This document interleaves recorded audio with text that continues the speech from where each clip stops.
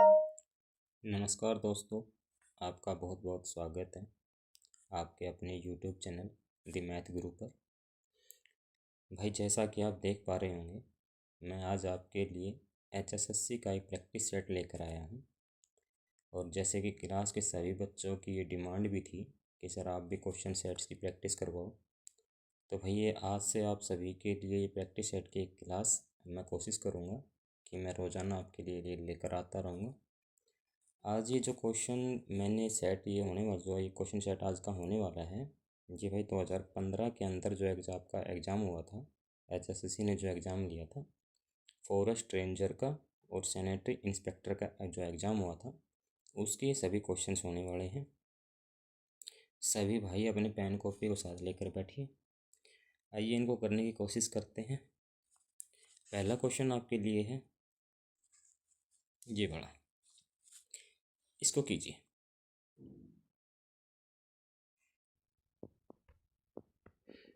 भाई, और सभी पेन कॉपी साथ में लेकर बैठे भाई, बिना पेन कॉपी के इनके साथ ना खेलने।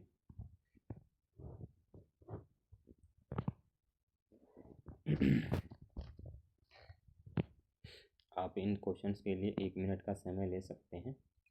1 मिनट का समय लीजिए और इनको करने की कोशिश कीजिए। बहुत ही सिंपल सा सवाल है, ज़्यादा मुश्किल है नहीं।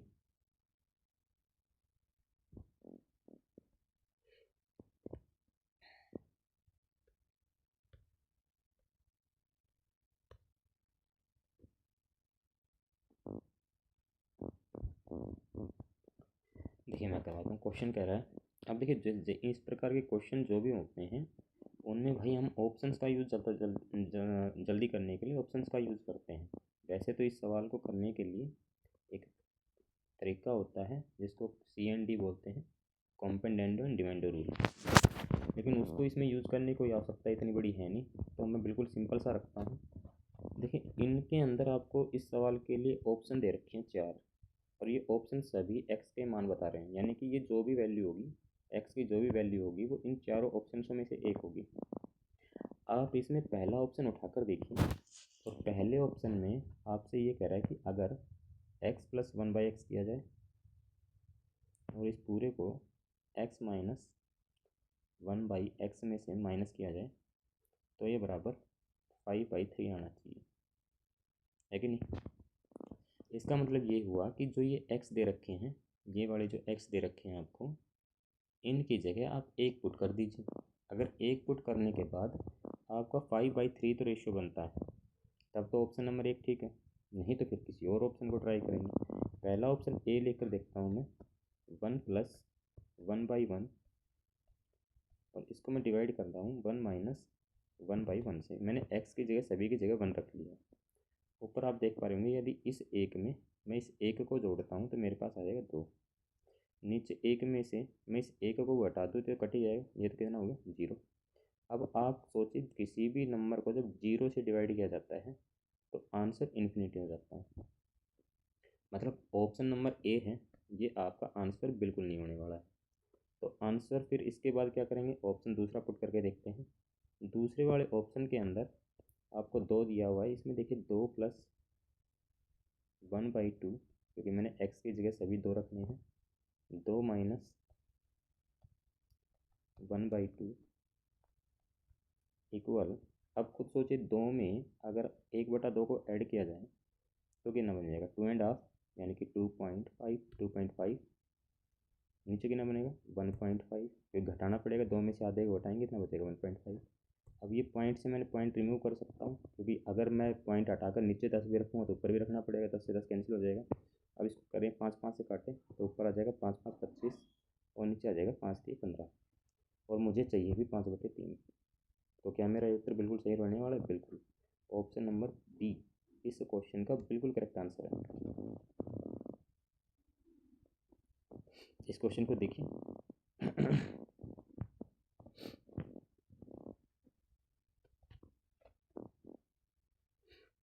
वैसे तो इस सवाल के अंदर आपको कॉम्पोनेंट और डिमांड रूल का यूज़ करना पड़ेगा। चलिए आगे बढ़ते हैं। इस क्वेश्चन को करने की कोशिश कीजिए। बहुत ही सिंपल सा आसान सा सवाल है, रेशियो से उठाया हुआ है, रेशियो वाले जो चैप्टर है आपका उससे ये सवाल होने वाला है।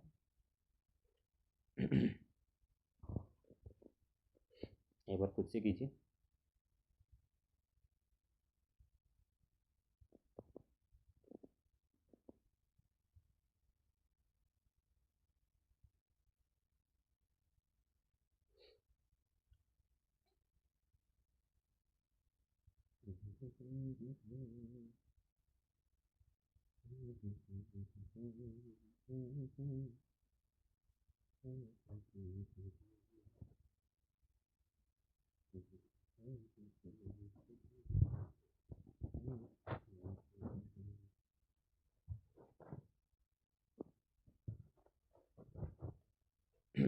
चलिए अब करते हैं।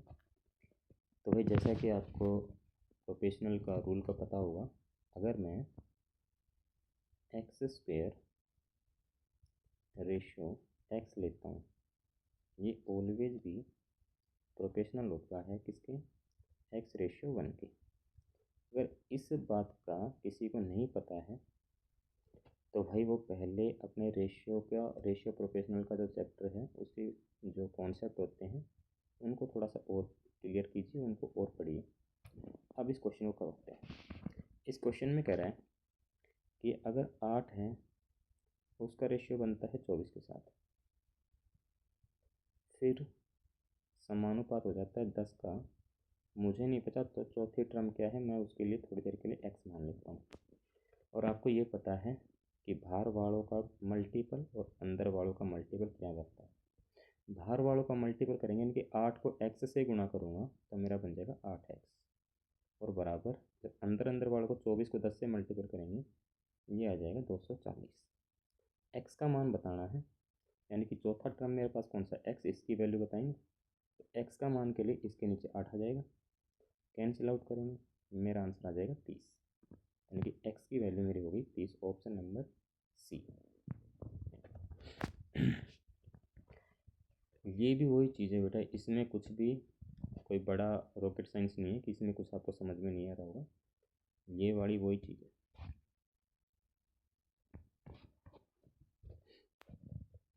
चलिए अगला क्वेश्चन देखें। दो वर्ग के बीच का अनुपात दे रखा है, ये 3:4 है। पूछ रहा है कि उसकी परिधि का अनुपात क्या रहा होगा, ये आपको बताना है।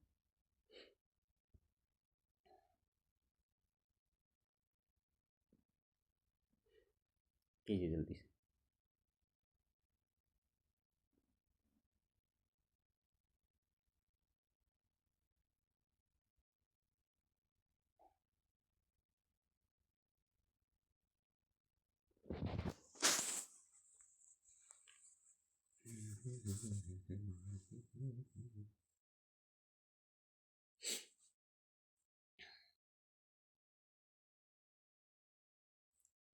चलिए अब करते हैं। देखिए भाई इसमें जो अनुपात दे रखा है वो वर्ग के बीच का ही अनुपात है, यानी कि जो वर्ग है उसका अनुपात है। तो परिधि का अनुपात क्या होता है, परिधि क्या होती है भाई, पाई 2πr। तो दूसरे की क्या रहेगी 2πr, दोनों की सेम रही होगी, इसका अनुपात करें तो ये तो अनुपात तो वही आएगा जो इनके बीच का अनुपात होगा, यानी कि यदि इसके बीच का अनुपात 3/4 है, 3:4 है, तो परिधि का अनुपात भी कितना हो जाएगा, 3:4 ही हो जाएगा। कुछ और करने की आवश्यकता ही नहीं है, परिधि आपको ये पता है 2πr ही होती है। आर की वैल्यू यहाँ पुट करोगे, अगर मान लो इसमें 3 पुट कर दें भाई, 2π से तो 2π कट ही जाएगा, आर की वैल्यू इसमें पुट करें तो वापस से कितना मिलेगा, 3/4 ही मिलेगा, है कि नहीं। तो आपको इतना कुछ ये भी सोचने की आवश्यकता नहीं थी इस सवाल में, तो सीधा आपको पता है कि जो अनुपात वर्ग का है दे रखा है वही उसकी परिधि का अनुपात होगा। अगर आर की वैल्यू भी 3 पुट करें और यहाँ आर की वैल्यू 4 पुट करें तो भाई 2π से 2π कैंसिल ही हो जाएगा, बाकी क्या बचेगा, आर और आर ही बचेगा। आर का अनुपात भी आ जाएगा कितना, 3:4, तो परिधि का अनुपात भी कितना बनेगा, 3:4। ओके, देखिए आगे चलिए, इसको कीजिए। चावल का मूल्य 10 रुपये से बढ़कर 12 रुपये 50 पैसे हो गया, प्रति किलोग्राम हो गया। मूल्य में हुई प्रतिशत वृद्धि ज्ञात करें। बहुत आसान आसान से सवाल है, पहले आसान सवाल आते थे भाई, अब नहीं आते हैं। इसको कीजिए।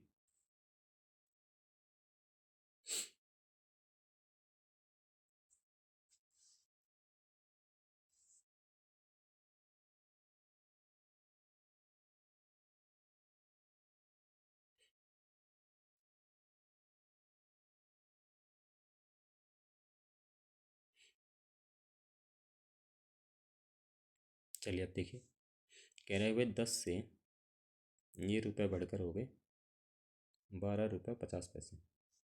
कितने रुपए बढ़ गए? 2 रुपये 50 पैसे बढ़ गए हैं।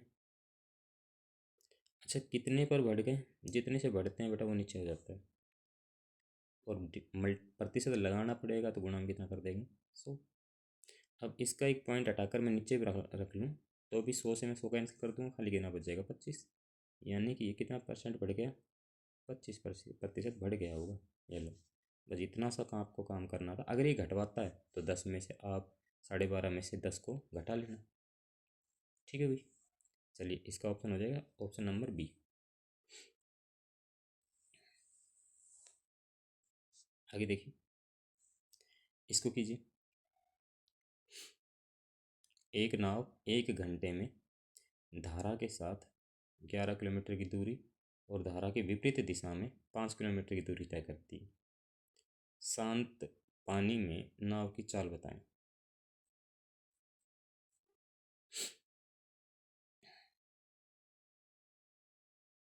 ये वैसे बिना पेन कॉपी के सवाल हैं। बिना पेन कॉपी का मतलब आपको इतना कुछ लिखने की या कुछ समझने की या कुछ ज़्यादा ही कुछ रॉकेट साइंस लगाने की आवश्यकता नहीं है। आराम से इजीली ये सवाल हो सकते हैं।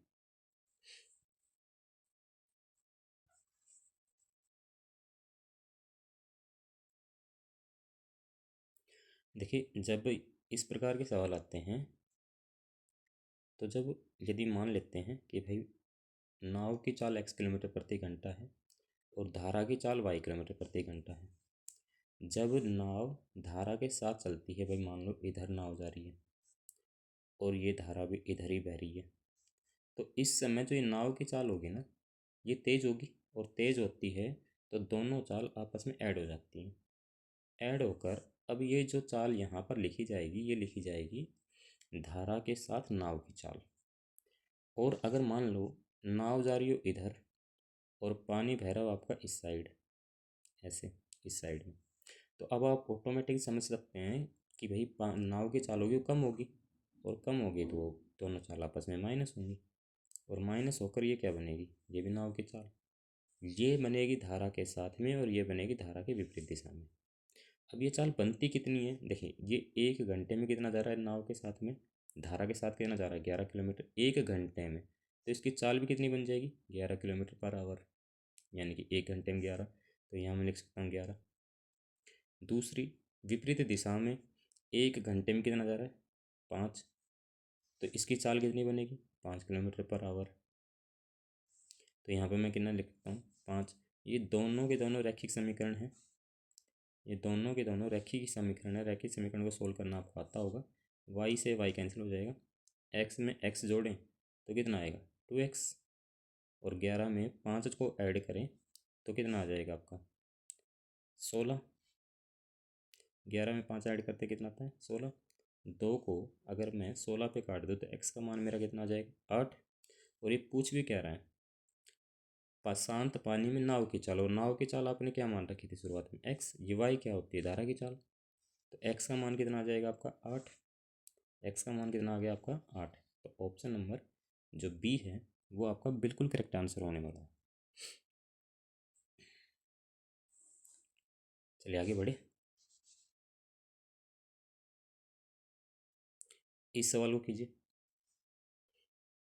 कह रहा है कि नीचे जो 4 ऑप्शन दे रखे हैं इनमें से 3/4 से तो बड़ा होना चाहिए और 5/6 से छोटा होना चाहिए, तो इनमें से वो कौन सी फ्रैक्शन है, कौन सी भिन्न है, ये आपको बताना है।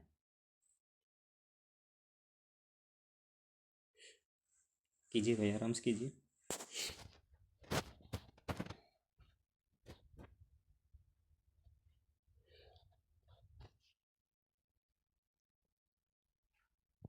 देखिए, पहली जो भिन्न दे रखी है ना इसमें, वो दे रखी है 3/4, दूसरी दे रखी है 5/6। अब जो ये बीच में, इसकी जो बीच में जो वैल्यू आएगी वो इनमें से एक ऑप्शन है। 3/4 आपको पता है कि भाई 3 को जब 4 से भाग देते हैं तो 0.75 आ जाता है। 5/6 को जब हम भाग देंगे तो 5/6 0.75 8.3 के आसपास रहेगा भाई, आगे वो और चलता चला जाएगा, 8.3 के बाद ये चलता चला जाएगा, है ना। ये पॉइंट है बीच में, जो भी वैल्यू आएगी वो इनके बीच की वैल्यू होनी चाहिए। अब पहला ऑप्शन देखिए, पहला ऑप्शन 1/2 है। 1/2 कितना होता है भाई, 0.5। क्या ये इनके बीच में आता है क्या, नहीं, ये ऑप्शन नहीं हो सकता। दूसरा 2/3, 2/3 को जब सोल्व करते हैं तो 0.66 बार भाग करेंगे ना आप, 2 को इस 3 से ऐसे भाग करके देख लो, तो ये भाग तो जाएगा नहीं, तो पॉइंट लगेगा, ये पॉइंट लग जाएगा यहाँ पर और 0 लग जाएगा। पॉइंट लगने के बाद जब ये भाग देंगे तो 6 पे जाएगा, तो 0.6 होना चाहिए, 0.6 भी नहीं है यहाँ पर। फिर 4/5, 4/5 को जब हम भाग करके देखते हैं तो ये भाई 0.8, क्योंकि ये 40 बन जाएगा पॉइंट के बाद में, जब हटाएंगे तो एक पॉइंट 0 उतरेगा, तो 5 को 40 से भाग देंगे 0.8, ये इसके बीच की वैल्यू हो सकती है। अगला देखो, अगला ऑप्शन है 9/10, और 9/10 आपको पता है 0.9 होगा, ये ज़्यादा चला जाएगा, यानी कि ये भी नहीं हो सकता, ये भी ऑप्शन गलत है, ये भी गलत है, ये भी गलत है, ये भी गलत है, तो ऑप्शन कौन सा सही रह गया, सिर्फ सिर्फ ऑप्शन नंबर सी। ठीक है भाई, आगे देखिए, इसको कीजिए, बहुत ही बढ़िया सवाल है, अच्छा सवाल है, आसान ही है, ज़्यादा तो बड़ा है नहीं, ज़्यादा मुश्किल भी नहीं है, आसान सा ही सवाल है। साधारण ब्याज की वार्षिक दर से 3 वर्ष में एक राशि 1344 रुपये हो जाती है तथा 5 वर्ष में इसी साधारण दर से 1440 रुपये हो जाती है। मूलधन बताओ। बहुत ही आसान सा सवाल है, एक बार कीजिए आप खुद से एक बार प्रयत्न कीजिए, मेहनत कीजिए आपकी, फिर मैं करवाता हूँ इसे।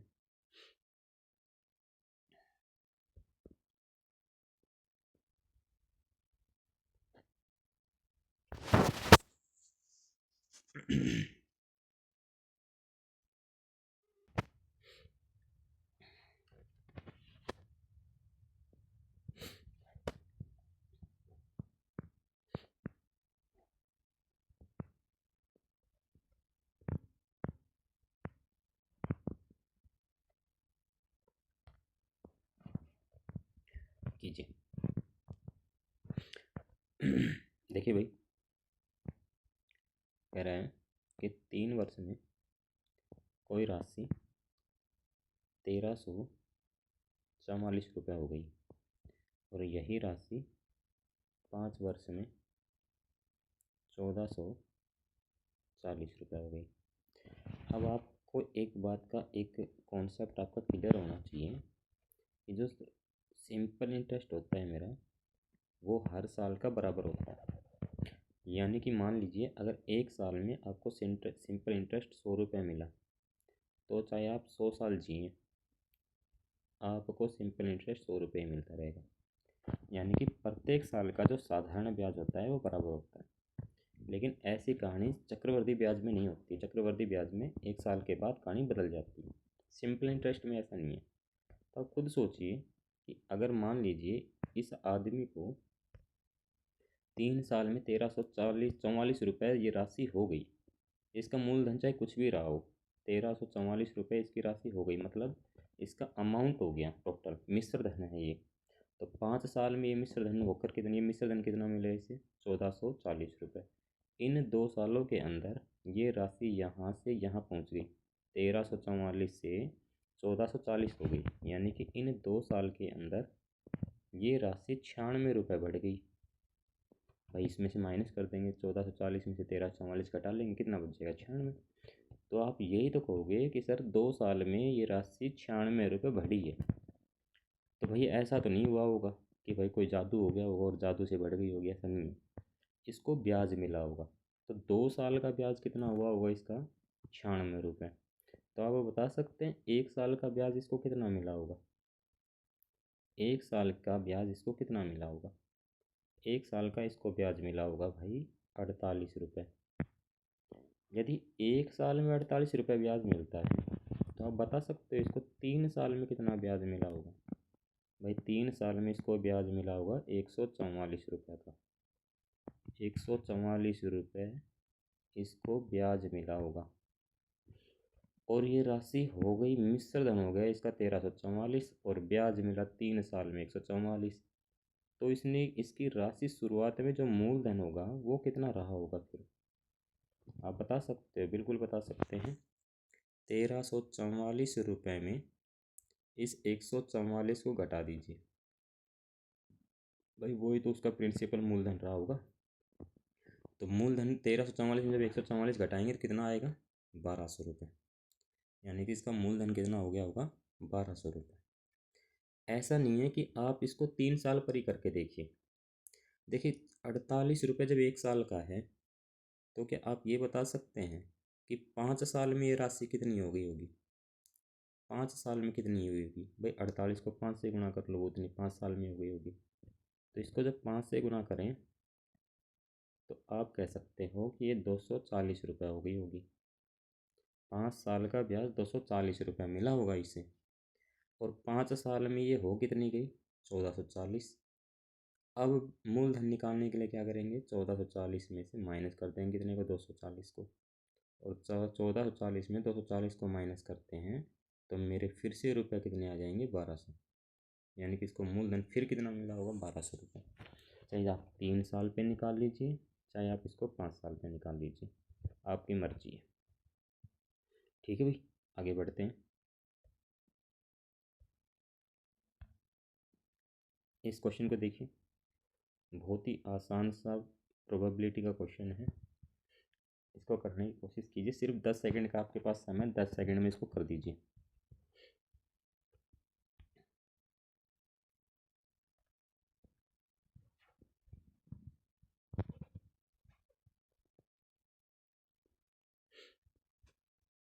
चलिए कर लिया होगा आपने। कह रहा कि एक सिक्का एक बार उछाला जाता है, चित्त दिखाई देने की संभावना क्या है। देखिए एक होता है सिक्के के अंदर दो पहलू के होते हैं सिक्के के, एक होता है आपका हेड और दूसरा होता है आपका टेल। जो टोटल पॉसिबिलिटी है आने की वो कितनी है आपकी, दो। टोटल की बात कर रहा हूँ मैं, टोटल पॉसिबिलिटी की। मैं इसको हटाकर फिर से आपके लिए लिख देता हूँ, नहीं तो आप टेल मान लोगे इसको। टोटल पॉसिबिलिटी वो आपके हैं दो, भाई या तो हेड आए या टेल आए। ऐसा तो नहीं हो सकता कि सिक्का बीच में खड़ा हो जाएगा, या तो हेड आएगा या टेल आएगा। और आपसे पूछ क्या रहा है चित्त की।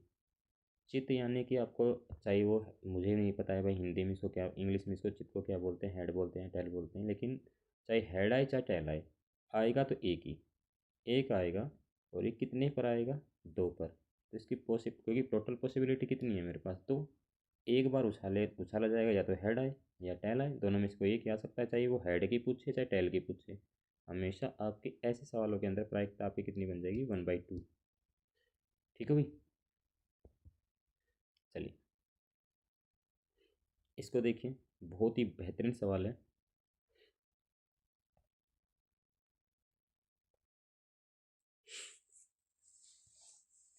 कीजिए भाई, इसको कीजिए।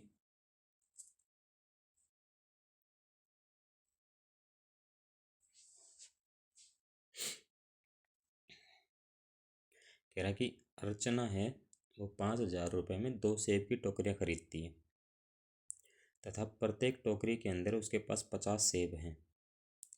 यह सभी सेब, सेब है भैया, ये सभी सेब उसने 10% के लाभ पर बेच दिए। बताइए प्रत्येक सेब का बिक्री मूल्य क्या रहा होगा। यानी कि ये सेलिंग प्राइस पूछ रहा है ऑफ ईच एप्पल। देखिए भाई 5,000 में, टोटल 5,000 रुपये थे इसके पास, 5,000 में इसने 2 सेब की टोकरी खरीदी, यानी कि इसका टोटल जो कॉस्ट प्राइस है वो 5,000 ही है। और कह रही कि प्रत्येक सेब के अंदर 50, प्रत्येक टोकरी के अंदर 50 सेब हैं, तो 2 टोकरी थी इसके पास, तो टोटल सेब कितने खरीदे होंगे इसने, 100। एक टोकरी में 50, तो दो टोकरियों में इसके पास 100 सेब हो गए होंगे।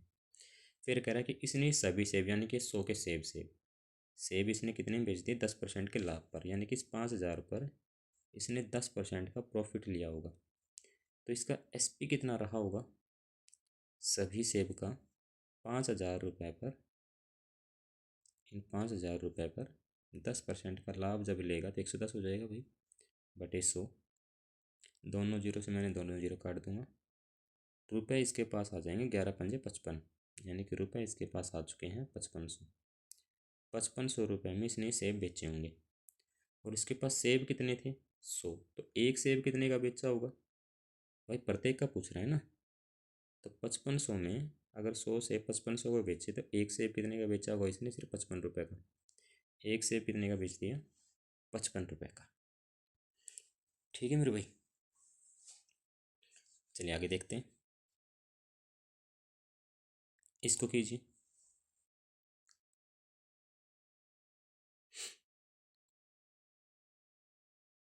एक क्लास में लड़कियों की संख्या लड़कों से 9 गुना है, तो बताइए कौन सी संख्या क्लास में कुल विद्यार्थियों की संख्या दर्शाती होगी।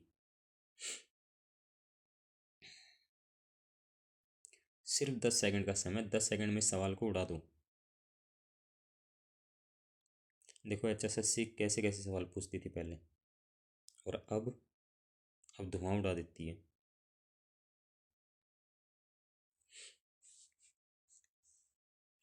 कह रहा है कि एक क्लास थी, उसमें बॉयज़ हैं और गर्ल हैं। लड़कियों की संख्या लड़कों से 9 गुनी है। लड़कियां अगर 9 हैं तो लड़के हैं 1, भाई लड़कों से 9 गुनी है ना, तो लड़का 1 होगा तो लड़कियां होंगी 9। अगर रेशियो की बात करें तो रेशियो में टोटल बच्चे हो जाएंगे 10। टोटल बच्चे कितने हो जाएंगे 10। यहाँ पर ऐसा कौन सा ऑप्शन है जिसमें मैं इस 10 को पूरे से डिवाइड करूँ और पूरा पूरा भाग चला जाए, इनमें से है कोई ऑप्शन। मैं डायरेक्ट ऐसे उड़ाऊंगा इस सवाल को, तो कैसे कितना आएगा, सिर्फ 30। कैसे पता लगा भाई, 10, इस 30 को आप 10 से डिवाइड करके देखिए, आपको एक की वैल्यू 3 मिलेगी। एक की वैल्यू 3 यानी कि इसकी वैल्यू 3, तो इसकी वैल्यू 9 गुना होकर कितनी हो जाएगी 27। तो टोटल वैल्यू कितनी आ जाएगी इनकी, 30 ही तो आएगी भाई। 27 अगर हम लेकर चलें तो 27 को तो मैं हटा ही नहीं सकता, 10 को 27 को मैं 10 से भाग करूँगा फिर, तो एक की वैल्यू 2.7 आएगी। एक की वैल्यू 2.7 आएगी तो एक को गुणा करूँगा, तो ये तो 2.7 बॉयज हो सकते हैं, कभी नहीं हो सकते हैं। तो आपका जो आंसर आएगा वो कितना हो जाएगा इसमें, 30।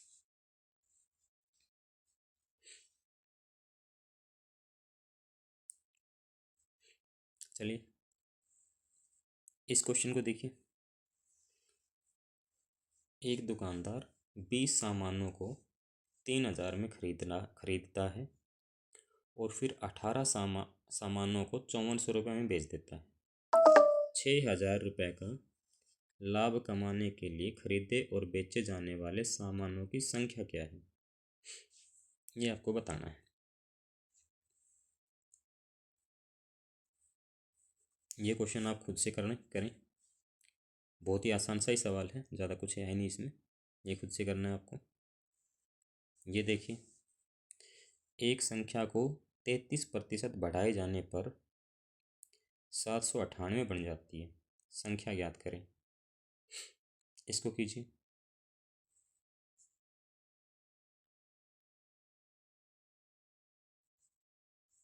कीजिए।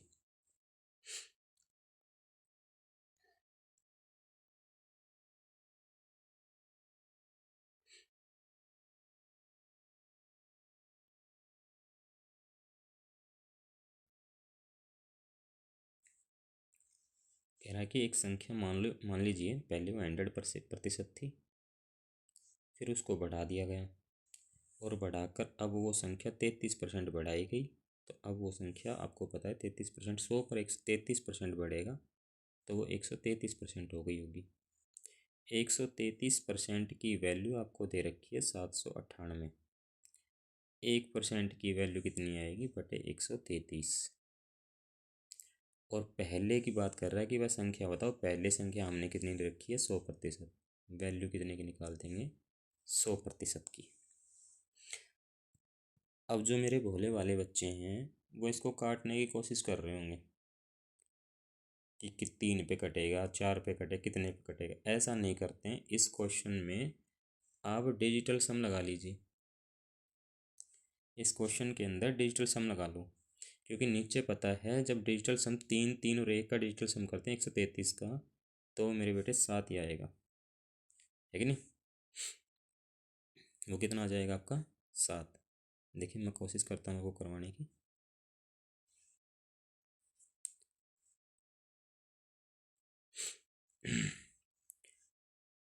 पहले तो इसका डिजिटल सम कीजिए, इसमें 9 तो आप कैंसिल ही कर दोगे, तो 8 और 7 कितना होता है 15, और 15 का डिजिटल सम कितना हो जाएगा 6। नीचे देखिए 3 3 और 1, इसका डिजिटल सम करोगे नीचे कितना आ जाएगा 7। और 100 का डिजिटल सम कितना आएगा, एक एक को आपको गुणा करने की आवश्यकता है नहीं, क्योंकि डिजिटल सम एक ही होता है। 100 का डिजिटल सम होता है एक, तो एक को यहाँ गुणा करोगे 6 के साथ में, कोई फर्क नहीं पड़ेगा। नीचे कितना आ रहा है आपका 7। मैंने आपको बता रखा है कि जब नीचे 7 आता है तो इसको गुणा कर दिया जाता है 4 से, तो ऊपर भी कितने से गुणा करोगे 4 से। अब यहाँ देखो, यहाँ पर डिजिटल सम 700 के 28 बनेगा, और 28 का डिजिटल सम कितना होता है एक, तो नीचे एक होने से या ना होने से कोई फर्क पड़ता है, नहीं फर्क पड़ता। 6 चौके कितना बनता था 24, और 24 का डिजिटल सम कितना होता है 6। इन सवालों के अंदर जिसका भी डिजिटल सम 6 बनता है, इस ऑप्शंस के अंदर जितना जिसका भी डिजिटल सम 6 बनता है वही मेरा आंसर होगा। 500 का डिजिटल सम 5 होता है, ये मेरा आंसर नहीं हो सकता। 600 का डिजिटल सम 6 होता है, ये मेरा आंसर बिल्कुल हो सकता है। 580, 8 5 13, 13 का डिजिटल सम 4 होता है, ये मेरा आंसर नहीं हो सकता। अगला देखो 8 6 14, और 14 का डिजिटल सम कितना होता है 5, ये भी मेरा आंसर नहीं हो सकता। तो सिर्फ एक ही ऑप्शन बच गया मेरे पास, ऑप्शन नंबर सी, यही मेरा करेक्ट आंसर है। आप इसको भाग करने की बजाय डिजिटल सम लगा लिया करो, जल्दी हो जाएगा आंसर। आगे बढ़े, इस क्वेश्चन को देखिए।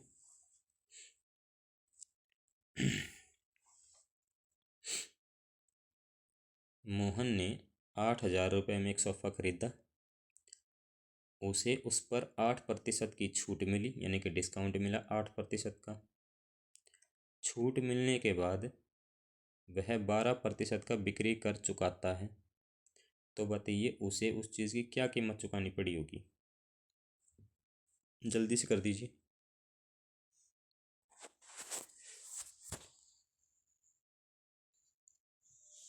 कीजिए भाई।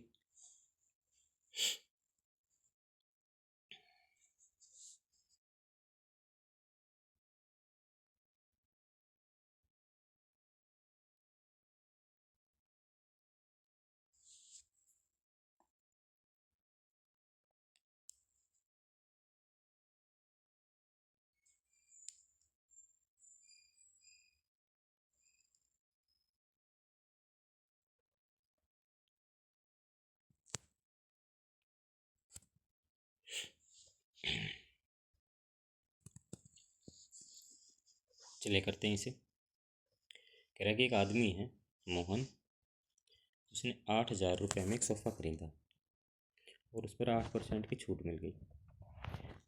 आपको पता होगा कि MRP जब खरीदता है और 8% की छूट मिलती है, तो सेलिंग प्राइस जो होता है आपका जो सेलिंग प्राइस हो जाएगा वो कितना होगा भाई। सेलिंग प्राइस जो होता है आपका वो होता है MRP और गुणा 100 माइनस डिस्काउंट परसेंट, और इसके बटे में कर देते हैं हम 100। ये आपका सेलिंग प्राइस होता है। बाकी इस पर ऐसे फॉर्मूले लगाने की तो आवश्यकता है नहीं, ये मैंने वैसे आपको बता दिया है। ठीक है भाई, देखो पहले ये रुपए थे 8,000, 8,000 पर 8% का डिस्काउंट देगा, 92 में बेच देगा, और बटे में करेंगे 100। 100 से कैंसिल कर दे, दोनों पॉइंट से 2 पॉइंट कट गए। 92 को जब 80 से गुणा करते हैं तो 8 दूनी 16, 9 8 72, 72 और 1 73, यानी कि ये सोफ़ा इसे 7360 रुपये में पड़ रहा होगा। कब, जब इसको 8% की छूट दी गई होगी, लेकिन छूट मिलने के बाद 12% की वह बिक्री कर चुकाता है। तो इसे छूट मिलने के बाद चुकाता है, इसका मतलब ये 7360 रुपये पर 12% और एक्स्ट्रा पैसे देगा। और 7360 रुपये पर जब ये 12% ज़्यादा देगा तो 112 करेगा, और बटे में इसके कितना कर देंगे हम 100। मैंने एक जीरो से एक जीरो काट लेता हूँ। अब जब यहाँ इसका मल्टीपल करेंगे 100 736 को जब हम 112 से मल्टीपल करेंगे तो मेरा मल्टीपल आ जाएगा आपका 8 2 4 3 2 और इसके नीचे आपके बचा हुआ है 10। एक पॉइंट से एक पॉइंट हटा देंगे, इस वाला पॉइंट हटा देंगे तो आपका आंसर आ जाएगा 8243.2 रुपीज़। ये पूरा आंसर आपका ऑप्शन नंबर ए। ठीक है भाई, जब भाई 12% बिक्री कर चुकाता है मतलब और ज़्यादा पैसे देने पड़ेंगे तो आपको 112 करना पड़ेगा। बिक्री कर का मतलब होता है टैक्स, टैक्स चुकाता है। तो भाई आज ये सवाल मैंने आपको करवा दिए हैं, लगभग 14 सवाल ही मैंने एक सवाल छोड़ा है, ये आपको करना है। बाकी सारे सवाल मैंने आपको कंप्लीट करवा दिए हैं। जो ये फॉरेस्ट जो अपने फॉरेस्ट रेंजर वाला एग्ज़ाम हुआ था 2015 के अंदर, ये उसका प्रैक्टिस सेट था। इसमें सैनिटरी इंस्पेक्टर वाला भी था कुछ क्वेश्चंस। आज के लिए इतना बहुत है।